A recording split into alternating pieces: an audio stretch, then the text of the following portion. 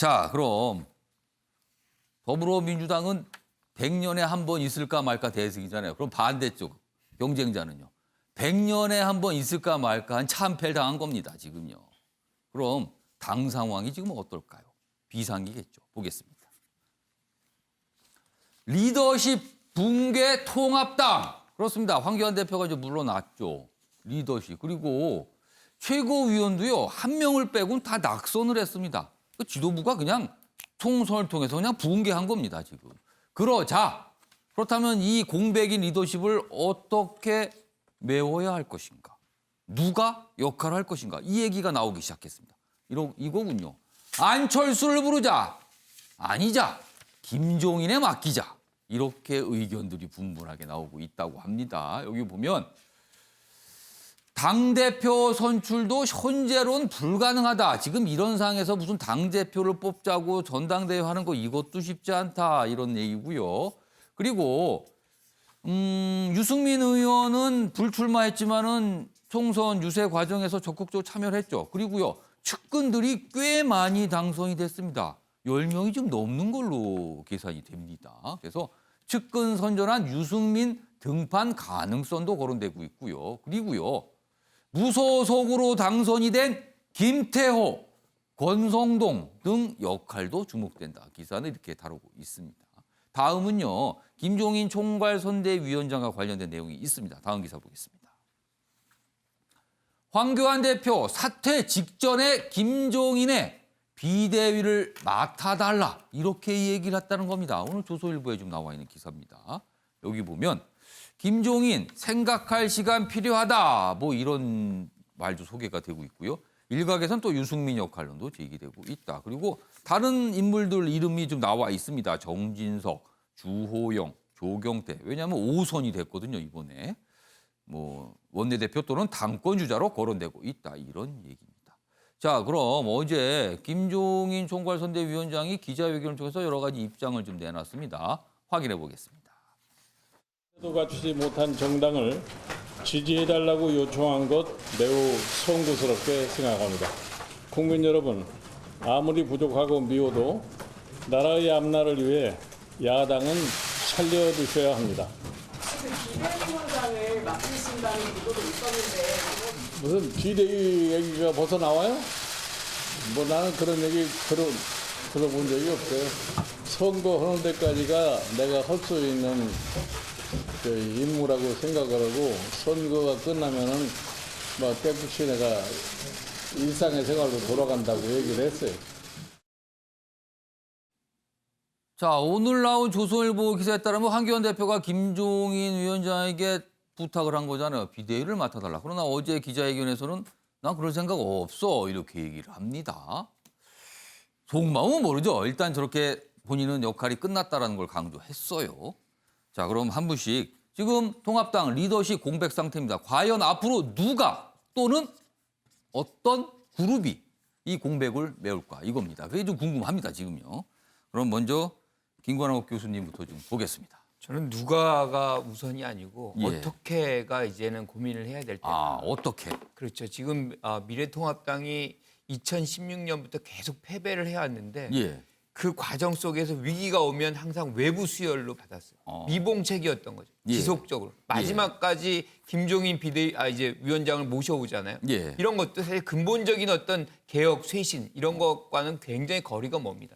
그래서 저는 이참에 예. 진짜로 근본적인 어떤 쇄신의 노력이 필요하다. 그러기 예. 위해서는 예. 내부적으로 조정이 돼야 된다. 내부에서. 그러니까 내부 구성원들이 뭐 싸우고 뭐 어떻게 하든 예. 치고받든 그 안에서 해결점을 찾고 문제의 근원을 걷어내야지 외부에서 계속 와가지고 누가 퍼내고 그분은 또 나가고 예. 또다시 그 문제는 남아있고 이것이 반복이 되는 한 예. 미래통합당의 미래는 저는 없다고 봅니다. 그래서 그런 차원에서 지금의 원내대표인 심재철 원내대표가 예. 권한대행을 짧게 하고 바로 조기 전대를 해가지고 지금의 어떤 의원이든 뭐 외부로 예. 오든 내부로 오든 상관은 없습니다. 예. 하지만 이 미래통합당과 운명을 같이 할 사람들이 실질적인 어떤 노력을 다 같이 하는 전대를 해서 예. 새로운 어떤 지도부를 꾸리는 것이 근본적으로 좀 문제를 해결하는 방식이 아닌가 저는 그렇게 생각합니다. 그런데 심재철 원내대표가 이번 총선 낙선을 했잖아요. 그러면 5월까지만 그렇죠. 의원 임기입니다. 그렇죠. 뭐 그런 것도 변수가 되지 않을까요? 그러니까 그 안에 이제 모든 걸 해내야죠. 아. 그러니까 지금의 상황은 예. 사실 미래통합당은 한시가 급하고 예. 시간을 길게 잡을 수 있는 여지가 없는 아. 거죠. 모든 것을 실질적으로 다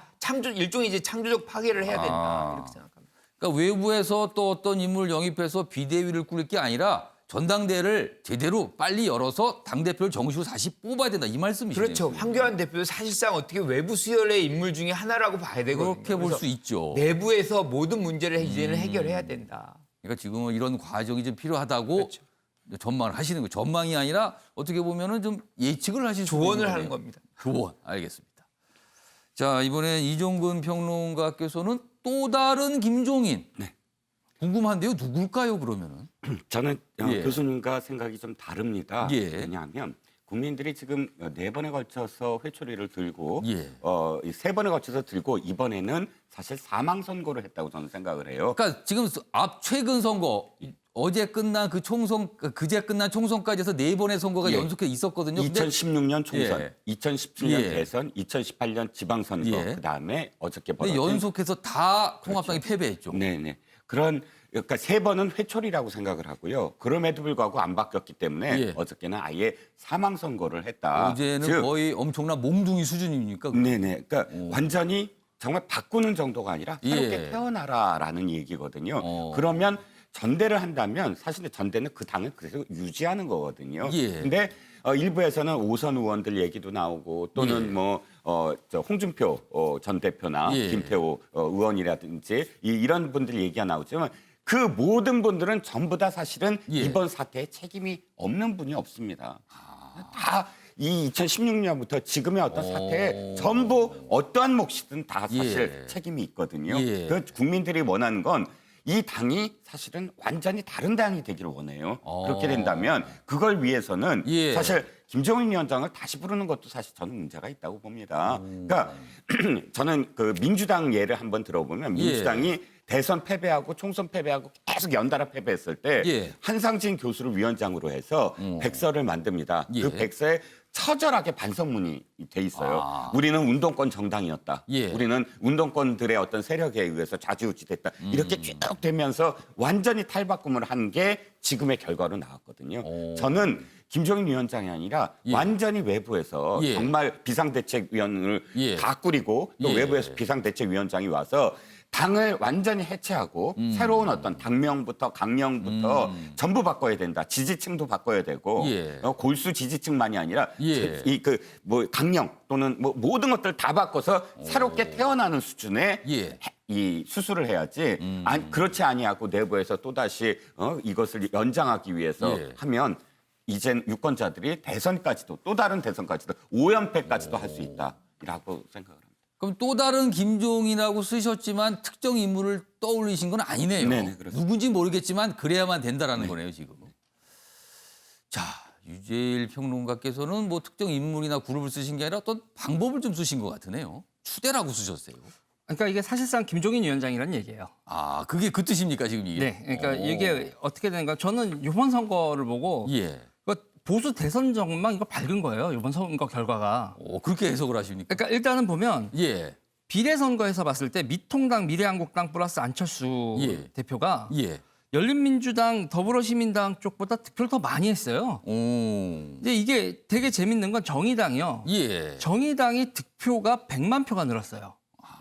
그러니까 지금 뭐냐면 반문 진보가 있단 말이에요. 예. 그러니까 정의당은 다음 대선에서 예. 독자 완주할 수밖에 없어요. 오. 민주당하고 연합을 한다라는 게 자기들한테 어떤 데미지가 오는 걸 톡톡히 치렀기 때문에 정의당은 270만 표의 이번 득표를 가지고 독자 완주를 하게 됩니다. 그러면은 이번에 정의당, 그러니까 정당 투표에서 정의당을 지지했던 유권자와 더불어시민당이나 열린민주당을 지지했던 유권자는 이제 확연히 갈라졌다. 이런 갈라졌죠. 뜻입니까? 아. 그래서 그런 상황에서 지금 결국은 예. 대선까지 안철수 대표와 미통당, 예. 미래한국당이 결합을 했을 때 예. 표가 손실되지 않으면서 결합을 시켜야 되거든요.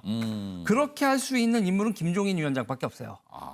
그러니까 그 김종인 위원장이 되는데 그 김종인 위원장이 예. 그 역할을 맡게 되는 과정이 예.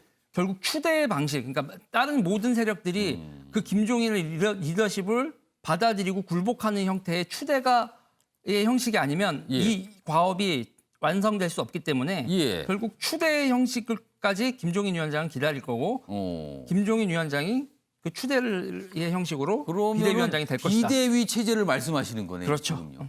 사실 김종인 총괄선대위원장은 지금까지 정치권에 등판할 때 다 추대였습니다. 무슨 뭐 경쟁하거나 그런 거 없어요. 가서 집에 가서 삼고초려하고 그래야지 왔습니다. 근데 이번에 역시 또 그래야 된다는 거네요. 그러니까 비대위에서 그다음에 창준위로 가겠죠. 창당준비위원회로. 근데 한 가지 궁금한 게 이제 추대를 하면 아까 말한 대로 또 찾아가서 부탁을 해야 되는 거잖아요. 그렇죠. 그럼 누가 부탁하러 갈까요? 전부 다 순회해야 될걸요. 약간 당과 관계된 분들이 다 차례대로 네, 차례대로 가서 또 집을 찾아가서 또 부탁을 하고 이래야 된다는 거네요. 그러니까 지금 우리가 비대위원장으로 예상되고 있었던 다른 모든 인물들이 김종인 예. 위원장한테 고개 숙이는 형식을 다 거쳐서 추대가 될 것이다. 그러니까 제발 좀 한번 더 도와주세요 하는 차를 여러 명이 가서 해야 된다는 거네요, 지금. 그렇죠. 자, 최인영 변호사. 많이 쓰셨네요, 뭔가를. 어떻게 된 겁니까? 설명 좀 해주세요. 결론은 김종인. 역시 김종인 그렇게 될 가능성이 좀 위원장이다. 크다고 봅니다. 결국 현재에서 한번 말씀하신 것처럼 예. 내적 선발이냐, 내적 선출이냐, 예. 외적 수혈이냐 했을 예. 때 만약에 내적 선발로 가면은 또 당내에서의 권력 투쟁이 또 한 번 어떻게 보면 국민들의 마음을 뒤집어 놓을 가능성이 굉장히 큰 것이죠. 예. 그렇다고 하면은 현재로서는 외적 수혈에 훨씬 더 방점을 찍을 수밖에 없다라고 보이는 것 같습니다. 예. 그리고 지금 김종인 그 위원장 같은 경우에는 문재인 대통령, 그 전 같은 경우에는 박근혜 전 대통령을 예. 대통령으로 만든 킹메이커로서의 경륜이 있습니다. 예. 특히 문재인 대통령 이전에 있던 박근혜 전 대통령 같은 경우에는 굉장히 보수의 아이콘이지만 52% 정도의 어떤 대선 그 과반수가 넘는 대선 지지율을 이끌어내는 예. 배경 같은 경우에는 문재인 이 김종인 그 비대위원장이 그 당시에 좌파 어젠다로 갈 수 있는 복지, 예. 경제민주화 이와 예. 같은 키워드를 미리 선점했는 그 효과가 있었지 않습니까? 예. 이번 같은 경우에도 어떻게 했죠?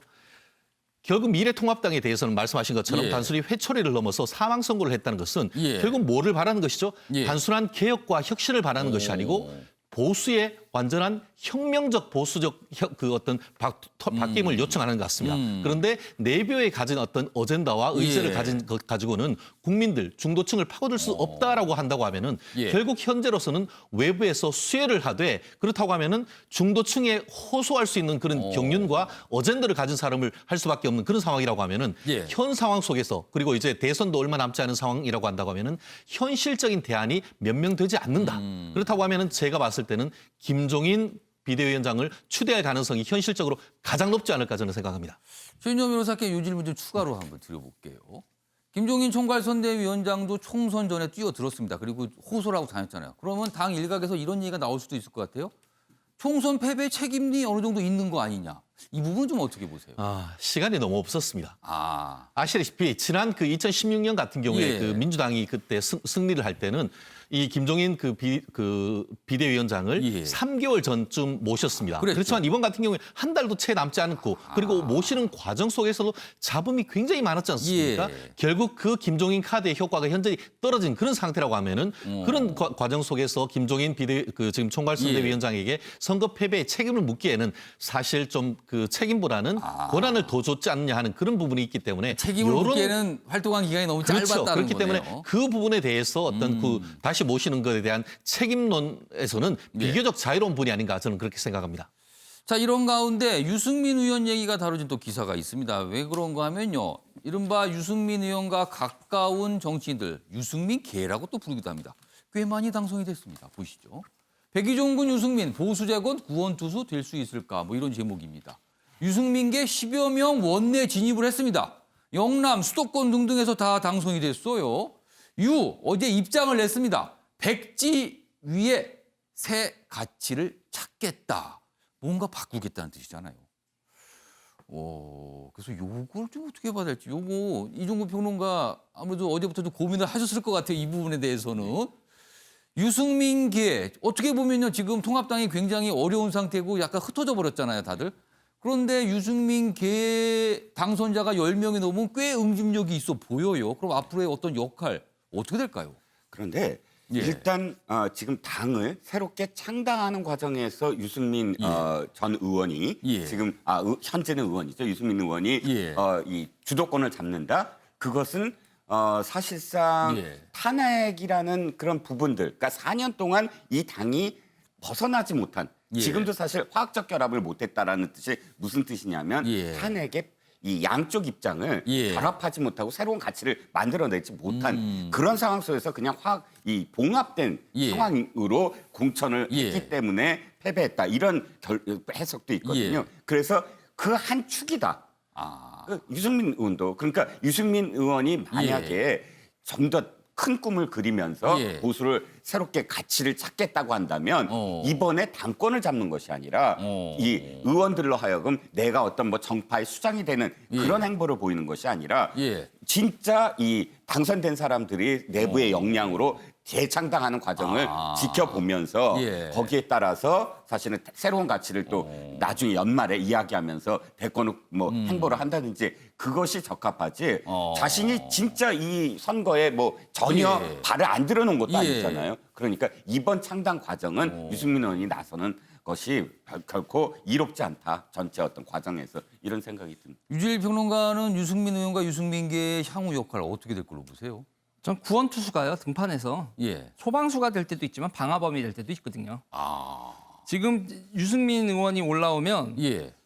방화범이 된다고 봐요.